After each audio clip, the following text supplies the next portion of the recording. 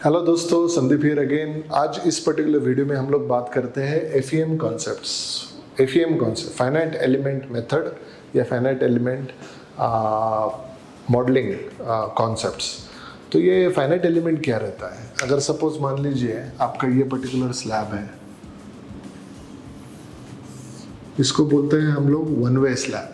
इसका जनरली इस डायरेक्शन में ऐसा मेजर डायरेक्शन ये रहती है, इसके लिए ये डायरेक्शन में करते हैं। सपोज आपका ये स्लैब है तो उसको बोलते हैं हम लोग टू वे स्लैब, यानी दोनों तरफ जो बेंट अप बार्स जो रहते हैं वो दोनों तरफ रहते हैं। यानी यहाँ से टॉप बार्स ऐसे रहेंगे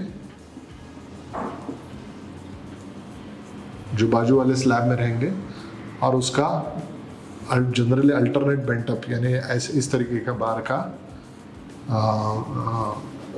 जो कर्टेलमेंट या बेंट अप बार्स के अंदर इस तरीके का डिजाइन रहता है। तो जनरली ये जो मेथड है उसको बोलते हैं एक्चुअली कि yield line method. Yield line method के अंदर क्या होता है? इसको बोलते हैं यील्ड लाइन मेथड। यानी यील्ड लाइन मेथड के अंदर क्या होता है, इसके अंदर 50% जो स्लैब का जो लोड है वो इस जगह पे जाता है। This will go to this direction and this force will go to this particular direction। ठीक है। अभी इसका two way direction. Two way में क्या होता है, जनरली उसका ट्रायंगुलर एंड ट्रापेजोइडल लोड के थ्रू फोर्सेस डिस्ट्रीब्यूशन होता है। ट्रायंगुलर यानी this is the triangular load, क्योंकि यहाँ पे बीम है तो इस बीम के ऊपर ये ट्रायंगुलर पैटर्न का लोड आ गया है। इसको R A R B, reaction at 1, reaction at 2, A and B. तो ऑटोमेटिकली इसके हिसाब से आपका बेंडिंग मोमेंट और शेयर फोर्स डायग्राम वगैरह है एक्चुअली उस हिसाब से रहता है। तो anyway we are not going to the shear force bending moment diagram, but generally ये ट्रायंगुलर ट्रापेजोइडल लोड के अंदर उसका पैटर्न्स ये वो सब रहता है।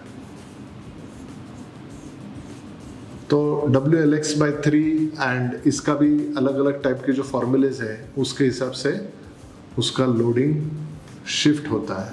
यहाँ पे ट्रायंगुलर पैटर्न में आएगा। ये पूरे मेथोडोलॉजी को बोलते हैं यील्ड लाइन थियरी। ये थियरी जो है वो कॉलेज के लिए बहुत अच्छी है। कॉलेज के टाइम के अंदर जब आप, क्योंकि ये मैथमेटिकली आप मैन्युअली कैलकुलेशन फार्मूला के हिसाब से फार्मूला डालेंगे, रिजल्ट आ जाएगा। ये बहुत अच्छी है and up to certain extent it is very simple method also. लेकिन इंडस्ट्री के लिए ये ठीक नहीं है, क्योंकि इंडस्ट्री के अंदर ट्रायंगुलर ट्रापेजोइडल पे में फोर्सेस ट्रांसफर नहीं होते हैं। फॉर एग्जांपल अभी इसके अंदर मैं इसी को इधर कॉपी कर रहा हूं। अभी ये डायरेक्शन और ये डायरेक्शन का आप देखेंगे इधर 2.5 टाइम्स से भी ज़्यादा है, तो automatically this will be consider it as one way only. तो आधा लोड इधर जाएगा, आधा लोड इधर जाएगा। तो ये बीम के ऊपर क्या जीरो लोड आएगा? नहीं आएगा।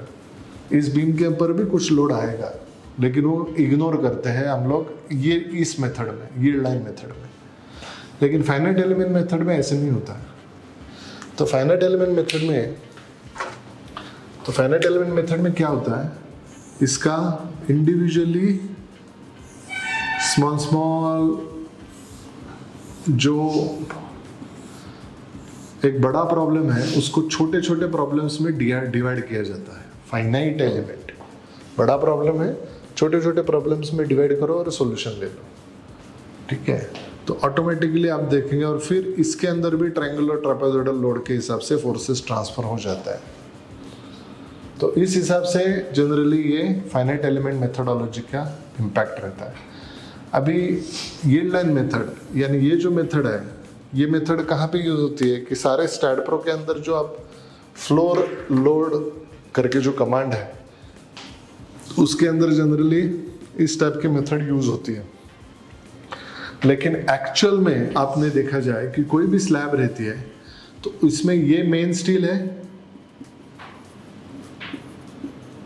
और ये जो है दैट इज डिस्ट्रीब्यूशन स्टील।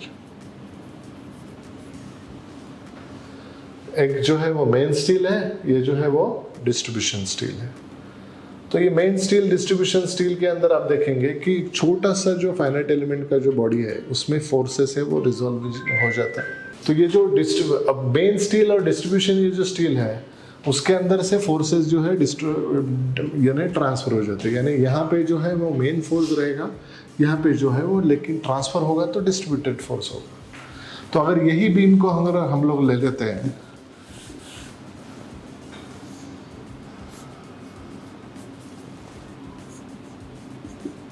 तो इसके अंदर ये एक फोर्स आ गया, ये दूसरा फोर्स आ गया, तीसरा, चौथा, पांचवा, लाइक दैट। ये जो फोर्सेस है इसके अंदर ये फोर्सेस आ गए, along with that bending moments भी आ गए।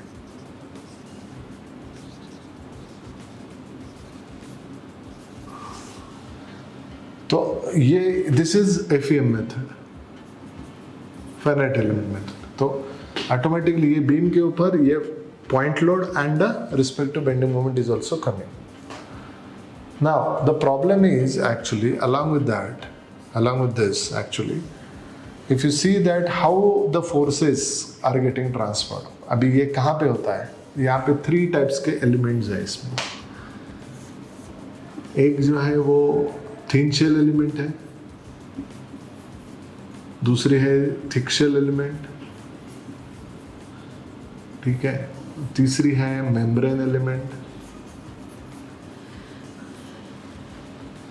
और एक है प्लेट एलिमेंट।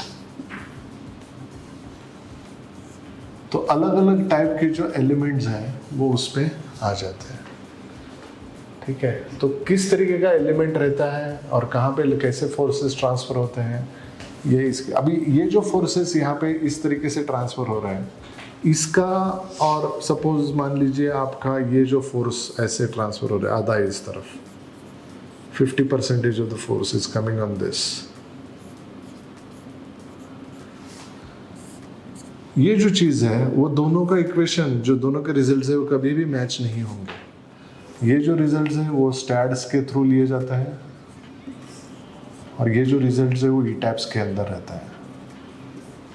ये दोनों के रिजल्ट्स कभी ज़िंदगी में मैच नहीं होंगे, अगर होंगे तो गलत है, किधर ना किधर तो गलत है, ठीक है। तो काफ़ी सारे एमटेक के जो प्रोजेक्ट्स हैं वो इसी के अंदर रहते हैं कि स्टैट प्रो ईटैप्स बोथ के रिजल्ट्स हैं उसका मैचिंग करना है वो सब, तो उसके पीछे behind that this is the reason actually. FEM concept जो है, एफईएम कॉन्सेप्ट्स में मेम्ब्रेन के अंदर in plane stiffness is only considered, out of plane stiffness is not considered.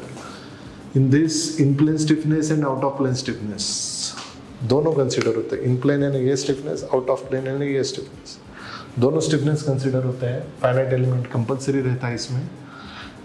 In this actually in plane stiffness, out of plane stiffness and out of plane shear both are consider, और all the 3 are consider.